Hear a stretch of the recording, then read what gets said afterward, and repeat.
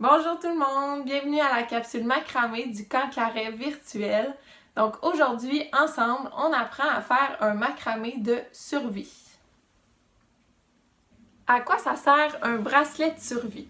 Donc un bracelet de survie, ça va servir à traîner avec soi 2 à 3 mètres de corde environ, dépendamment de la grandeur de ton poignet. Donc plus tu as un grand poignet, bien sûr, plus tu peux faire un grand bracelet, ce qui te permet de traîner plus de cordes. Il y a aussi l'option de faire un grand bracelet et de venir l'attacher à son sac à dos. Pourquoi je me ferais un bracelet comme ça? Bien, c'est pour dépanner parce que ce bracelet-là, tu peux le défaire et le refaire en quelques minutes, ce qui te permet d'avoir avec toi une vraiment longue corde que tu peux utiliser, par exemple, pour te faire une mini corde à linge, pour réparer des choses pendant ton excursion ou ton activité avec tes amis. Et tu peux aussi venir t'en servir, par exemple, pour aider un blessé, malheureusement, qui serait avec toi. Donc, avec de la pratique, ça peut te prendre environ 10 à 15 minutes à faire.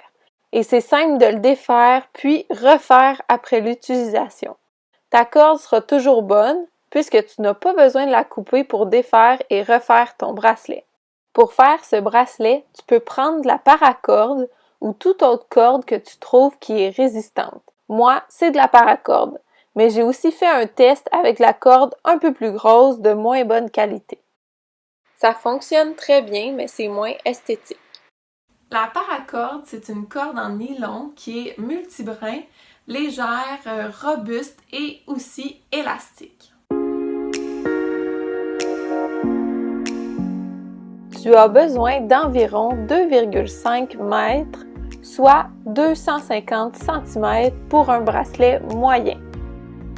D'après la corde que tu as choisie, tu auras peut-être besoin de brûler le bout des cordes après les avoir coupées pour les empêcher de s'effilocher. Tu peux faire cette étape à l'extérieur ou au-dessus d'un lavabo.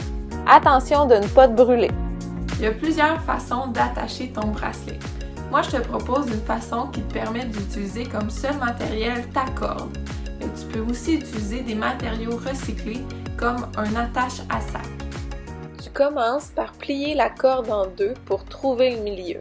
Tu vas ensuite mesurer la grandeur de ton poignet avec le côté plié des cordes. Ça doit pas être trop serré parce que le bracelet est assez épais une fois fait. Moi, j'ajoute environ 1 cm. Tu peux marquer cet endroit avec une petite élastique à cheveux, un petit bout de corde ou n'importe quoi d'autre que tu pourras couper ou détacher à la fin. Donc, on fait le même nœud tout le temps en partant de l'endroit que tu viens de marquer et on doit se rendre jusqu'à l'autre extrémité du bracelet. De cette façon, lorsque tu le défais, tu as un seul long bout de corde. On a donc la corde de gauche, les deux du centre qui ne bougent pas et celle de droite.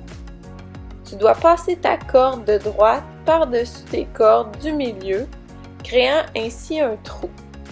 Puis, avec ta corde de gauche, passer par-dessus ta corde de droite, derrière tes cordes du milieu et ressortir par le trou créé au début.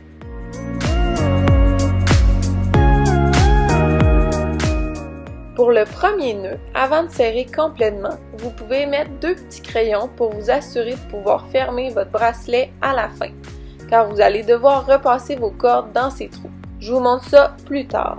La première fois, j'ai commencé à droite, donc je commence à gauche cette fois-ci avec le même principe. Passer ta corde de gauche par-dessus tes cordes du milieu, créant un trou, puis avec ta corde de droite, passer par-dessus ta corde de gauche, derrière tes cordes du milieu et ressortir par le trou créé au début. Puis on serre complètement et on continue le bracelet de cette même façon. Si vous commencez toujours par le fil à droite, vous allez vous retrouver avec un bracelet qui tourne. Ce qui peut être très beau pour un macramé, mais pas très pratique avec de la grosse corde pour notre bracelet de survie. Donc, toujours alterner par quel côté on commence.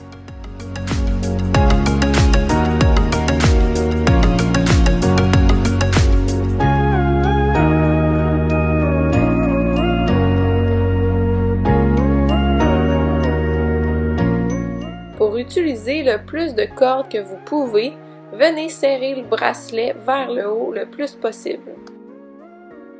Assurez-vous de vous laisser assez de place à la fin pour passer vos 2 cordes dans la petite loupe, comme ceci.